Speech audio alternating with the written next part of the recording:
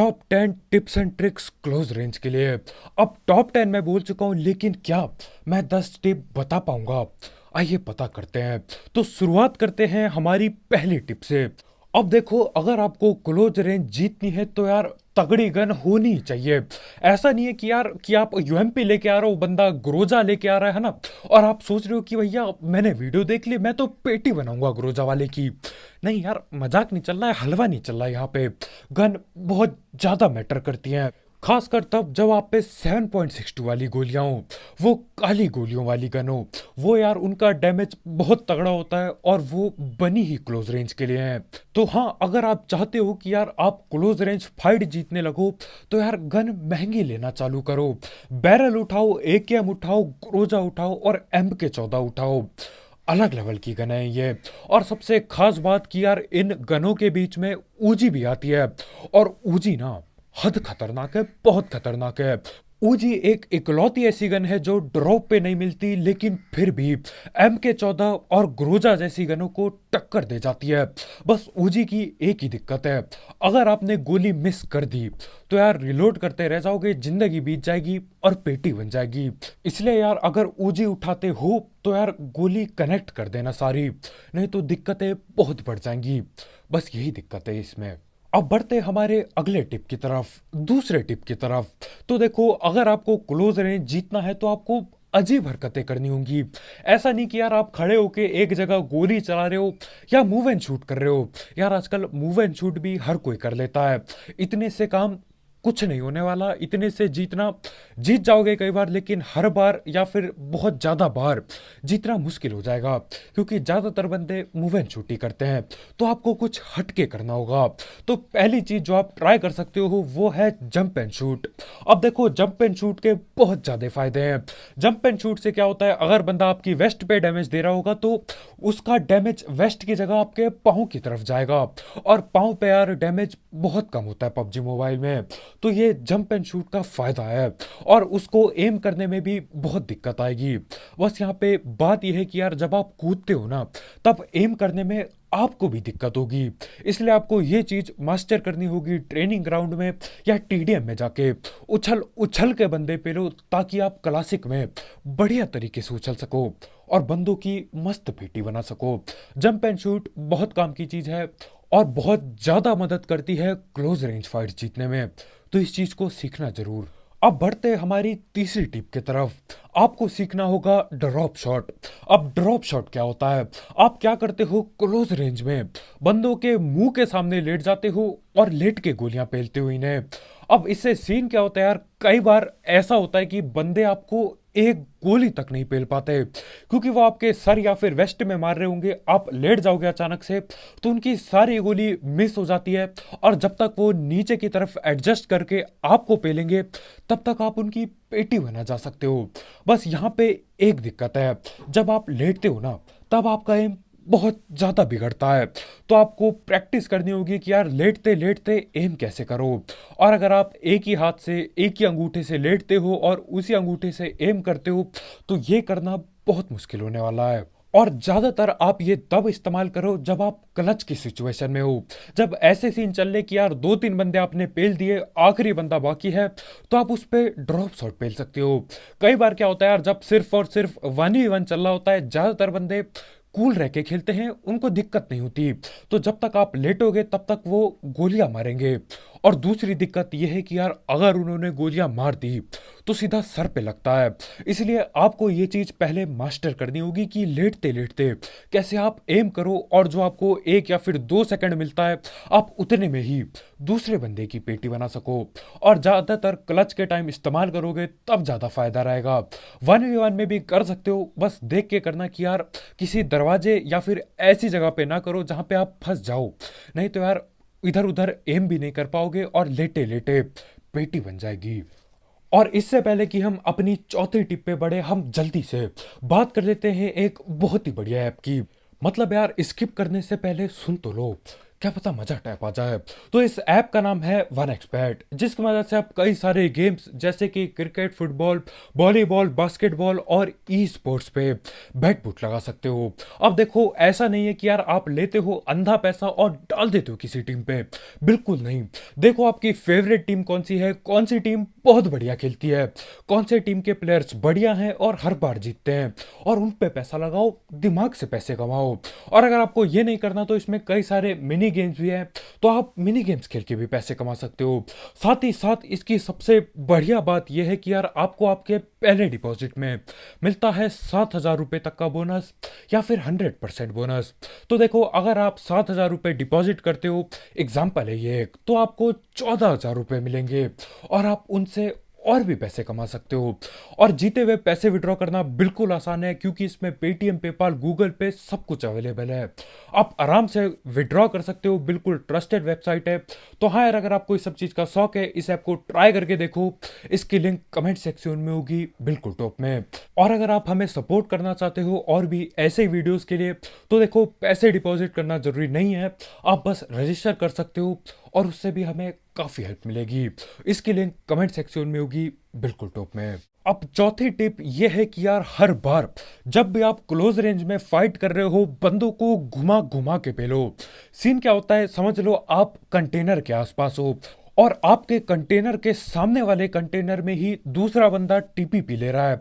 अब क्या होता है, आप राइट से जाते हो, राइट से थोड़ा सा फायर देते हो, वो भी फायर देता है, दोनों को डैमेज होता है, समझ लो। लेकिन अगली बार वो क्या सोचेगा कि आप दोबारा से राइट से आओगे, लेकिन आपको राइट से नहीं जाना है, घूम के लेफ्ट से जाना है। और अगर लेफ्ट में भी वो आके गोलियां चलाने लगता है तो दोबारा से पोजीशन चेंज करो। अगर वहां पे बात नहीं बन रही है तो अगले बगल कंटेनर में चल जाओ, पोजीशन चेंज कर करके खेलो। इससे कई बार क्या होता है, फुट स्टेप सुनने में बंदों को दिक्कत हो जाती है और आप आराम से पेल पाओगे, क्योंकि यार वो एक ही जगह खड़ा है लेकिन आप इधर उधर हिल डुला के खेल रहे हो। और हाँ, ये चीज़ मैंने एक बार मैच में नहीं की थी, जिसकी वजह से यार 1v4 कर बैठता मैं, 3 बंदे नॉक करे थे। लेकिन मैं गलती क्या करता हूँ, जिस तरफ से पहले मैं गया था बाकी बंदों को नॉक करने, मैं दोबारा से उसी तरफ से जाता हूँ। अगर मैं दूसरी तरफ से घूम के जाता तो 100% गारंटी मैं 1v4 कर जाता। अगली बार से ध्यान रखना होगा यार। देखो, टिप्स एंड ट्रिक्स का यही सीन है, वीडियो हर कोई देखता है, सुनता हर कोई है, लेकिन करने के टाइम पे हर कोई भूल जाता है। तो बस याद रखना होगा आपको। और देखो कैसे जीतते हो क्लोज रेंज। अब हमारी पांचवी टिप यह है कि यार क्राउच एंड फायर मेरे हिसाब से इस्तेमाल करना बेवकूफ़ी है एक तरह से। मुझे पता है यार, पहले वीडियोस में मैं क्राउच एंड फायर का बहुत चीज़ बताया था, लेकिन देखो, अभी इतना गेम खेल के, इतने महीने या फिर साल और खेल के, मेरे को ये बात पता चल रही है कि यार क्राउच एंड फायर के फायदे बहुत कम हैं और घाटे बहुत ज़्यादा हैं। और ये कौवा यहाँ पे क्यों चिल्ला रहा है आके, क्या करूं मैं इसका। खैर, कौवा गया कद्दू लेने, आओ बात करते हैं क्राउच एंड फायर का। अब इसके मैं घाटे बताता हूँ। क्राउच एंड फायर से पहली बात, आपका एम अगर सर पे होगा तो वो नीचे आ जाता है। जैसे आप क्राउच दबाते हो तो आपका कैरेक्टर नीचे आता है, उसके साथ साथ क्रॉस हेयर भी थोड़ा नीचे की तरफ आता है। उससे देखो, जो भी गोलियां सर पे आप पेलने वाले थे वो सर पे नहीं लगेंगी। और आपको पता है यार, हेडशॉट कितने खतरनाक होते हैं। एक हेडशॉट पूरी जिंदगी बदल देता है, 1 वर्सेस 1 पूरी तरह से बदल जाता है। लेकिन वहीं पे आपने क्राउच दबा दिया तो यार वो सर पे लगने वाली गोली बंदे की वेस्ट पे लगेगी। और ये तो आपको भी पता होगा यार, हेडशॉट ज्यादा कीमती होते हैं बॉडी शॉट के मुकाबले। अब दूसरा घाटा ये है कि अगर आपका अपोनेंट आपके वेस्ट पे मार रहा है, हेड पे नहीं एम कर पा रहा है, सिर्फ वेस्ट पे मार रहा था वो गोली, और आपने उनके मुंह के सामने क्राउच एंड फायर कर दिया। अब देखो, जो गोली आपके वेस्ट पे लगनी थी ना, वो अब आपके सर पे लगेंगे बिल्कुल सीधा कटाक से, और आपकी पेटी बनेगी बिल्कुल फटाक से। तो यार मतलब देखो, ये तो उड़ता तीर उड़ती गोलियां सर पे लेने वाली बात हो गई। और तीसरा घाटा यह है कि यार आपकी मूवमेंट स्लो हो जाती है। अगर आप इधर उधर जिगल जुगल करके पेल रहे हो, जिसके बारे में आगे बात करेंगे, वो मूवमेंट स्लो हो जाती है, क्योंकि आपको भी पता है यार, क्राउच की स्पीड कम होती है खड़े होने के मुकाबले। तो तीसरी दिक्कत ये है। अब देखो, आप बोलोगे कि यार मूवमेंट तो जंप में भी शायद कम होगी, लेटने में भी कम होगी, लेकिन जंप और लेटने वाले में बहुत फर्क पड़ता है। जंप शॉट से क्या होगा, गोलियां आपके पाँव में लगेगी। पूरा का पूरा लेटने से क्या होगा, अगर बंदा वेस्ट पे भी मर रहा है तो उसकी गोली सारी मिस हो जाएंगी, उसको एडजस्ट करना होगा आपके सर पे, और तब जाके आपके वो सर पे पेल पाएगा। लेकिन यहाँ पे यार मतलब वो वेस्ट पे ऐसे ही मार रहा था, आपने उल्टा क्राउच दबा दिया और अब उसने सर पे गोलियां पेल दी। तो हाँ देखो यार, कभी कभी काम कर जाता है और कभी कभी धोखा दे जाता है क्राउच एंड फायर। तो मेरे हिसाब से ये इस्तेमाल ना करके बाकी चीजें इस्तेमाल करो। आप जिगल ट्राई कर सकते हो। हाँ, अगली टिप है हमारी जिगल एंड फायर, या हिला डुला के पेलना गोलियां। तो हाँ, छठी टिप है जिगल एंड फायर। अब देखो, जिगल में ज्यादा कुछ नहीं, बस आपको हिला डुला के गोलियां पेलनी होती है। अब हिला डुलाने का सीन क्या रहता है यार, अगर आप ज्यादा हिल डुल रहे हो तो बंदे आपको गोली जल्दी से नहीं पेल पाएंगे, लेकिन वहीं पे आप ज्यादा हिल डुल रहे हो तो यार आपको गोली पेलने में भी थोड़ी सी दिक्कत आएगी। तो दोबारा बात वहीं पे आ जाती है यार, प्रैक्टिस पे बात आ जाती है। इसे प्रैक्टिस करने के लिए आप इधर उधर हिलो और एक जगह पे क्रॉस हेयर रखो, एक टारगेट रखो और उस टारगेट पे हिलते डुलते हुए फायर करते रहो। बिल्कुल लेफ्ट राइट मूवमेंट देते रहो और उस बंदे पे या फिर उस टारगेट पे फायर करते रहो। अब जिगल का ये सीन है कि यार ऐसा नहीं कि भैया आपने जॉयस्टिक लिया बस यह रगड़ दिया, हलवा नहीं चल रहा है यहाँ पे। आपको ऐसे जिगल करना होगा कि यार थोड़ी सी मूवमेंट हो, थोड़ा सा आप असल में जाओ लेफ्ट राइट। नहीं तो क्या होगा, आप एक ही जगह पे हिलते डुलते रहोगे, एक पाँव इधर जाएगा थोड़ा सा, दूसरा पाँव उधर जाएगा, लेकिन ओवरऑल देखा जाए तो आप वहां से हिले भी नहीं होगे। और इतना कम हिलते में ज्यादा फर्क नहीं पड़ता है। देखो, जब बंदे सको बगैर खोले गोली चलाते हैं ना, तब यार एक ही जगह पे अगर आप थोड़ा सा हिल रहे हो तो कुछ नहीं होने वाला। इसलिए आपको मीडियम रेंज का जिगल देना होगा। आपको एक बैलेंस में चीजें करनी होंगी। आपको इतना लंबा भी नहीं जाना कि यार एक तरफ मूव एंड शूट जैसा ही हो जाए कि यार लेफ्ट भाग रहे हो तो लेफ्ट ही भाग रहे हो, राइट भाग रहे हो तो राइट ही भाग रहे हो, वैसा नहीं करना। और ऐसा भी नहीं करना कि आप एक ही जगह पे एक पाँव इधर कर रहे हो फिर दूसरा पाँव उधर कर रहे हो, नहीं। मीडियम बिल्कुल ठीक सा देना होगा कि यार सामने वाले बंदे को जब वो बगैर स्कोप खोले आप पे गोलियां पेले, तब उसको एम अपना थोड़ा इधर उधर हिलाना पड़े, तब फायदा होगा। ज्यादातर बंदों को देखा यार मैंने, वो तेजी से करने के चक्कर में एक ही जगह खड़े रह के इधर उधर करते रहते, मतलब कैरेक्टर असल में हिलता भी नहीं है, बस उनको लगता है कि कैरेक्टर हिल रहा है।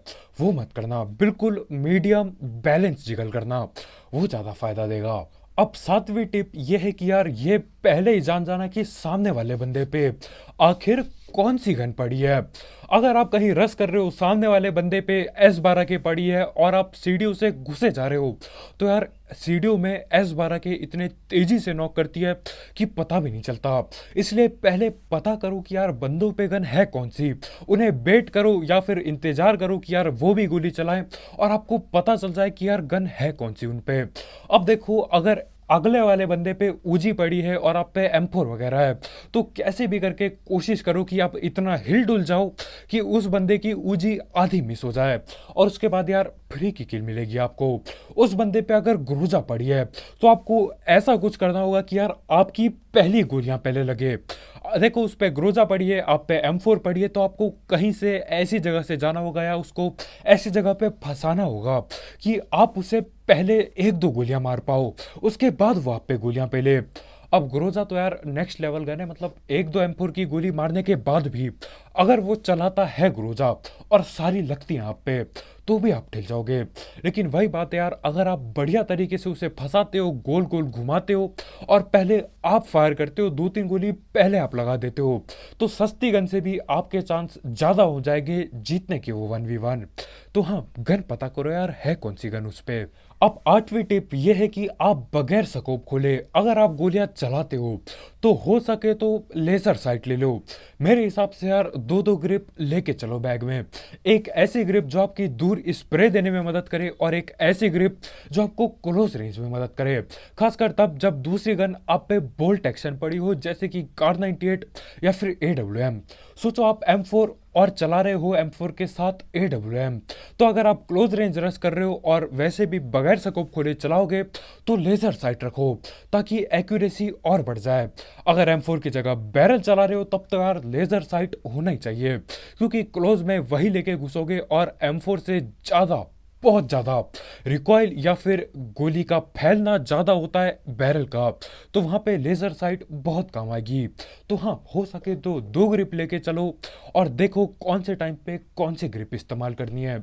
मानो या ना मानो यार, लेज़र ग्रिप, लेज़र साइट काफ़ी काम आती है। अब नवी टिप ये है कि यार, अगर आप पे टीपीपी है, आप टीपीपी ले रहे हो और सामने वाला बंदा टीपीपी के अगेंस्ट रश कर रहा है, तो वहां पे जीतना 1v1 बहुत ज्यादा आसान हो जाता है। क्योंकि देखो, आप टीपीपी लेके बैठे पड़े हो एक जगह पे, और टीपीपी इसलिए बहुत खतरनाक होती है। साफ साफ आप देख पा रहे हो कि कौन कहाँ से आ रहा है, कितने बंदे आ रहे हैं, कब चलेगा, कब ये सांस लेगा, आपको सब कुछ पता है। लेकिन जो बंदा टीपीपी के अगेंस्ट रश कर रहा है, उसको बस एक दीवार दिख रही है और पीछे आपके जो भी होगा बस वही देख पा रहा है वो। और बढ़िया बात यह है कि यार, आपके हाथ में है, आप कब बाहर निकल के उसे पेलोगे, आप कब बाहर नहीं निकलोगे या बाहर निकलोगे ही नहीं, वो सब आपके ऊपर है। और उसको नहीं पता कि आप क्या चीज करने वाले हो, तो इसमें आपका और भी फायदा है। तो हाँ यार, टीपीपी लेके बंदों को पेलना बहुत आसान होता है। और यार, मेरे जैसे बंदे जो अंधा रस करते हैं, उनके लिए दिक्कत बढ़ती जाती है। लेकिन यहीं पे आती है हमारी 10वीं टिप, जो कि है टीपीपी को कैसे हराया जाए। अब कई बंदे क्या करते हैं, टीपीपी लेके बैठे रहते हैं, जिंदगी बिता देते हैं। और कई बार ऐसा होता है कि यार, रस करना ही पड़ता है टीपीपी के अगेंस्ट। तो देखो, उसको सब कुछ पता है, वो आपको देख भी पा रहा है, पर आप एक चीज से इस चीज को काउंटर कर सकते हो, जो कि है प्री फायर दो। ठीक है, जहां पे वो खड़ा है, आपको पता है जहां से वो निकलने वाला है, वहां पे अंधी गोलियां पे लो। बस याद रखना यार, इतनी गोली बचा लेना, इतने टाइम से देना प्री फायर की रिलोड पे ना फंस जाए गन, तब जब बंदा असल में सामने आए।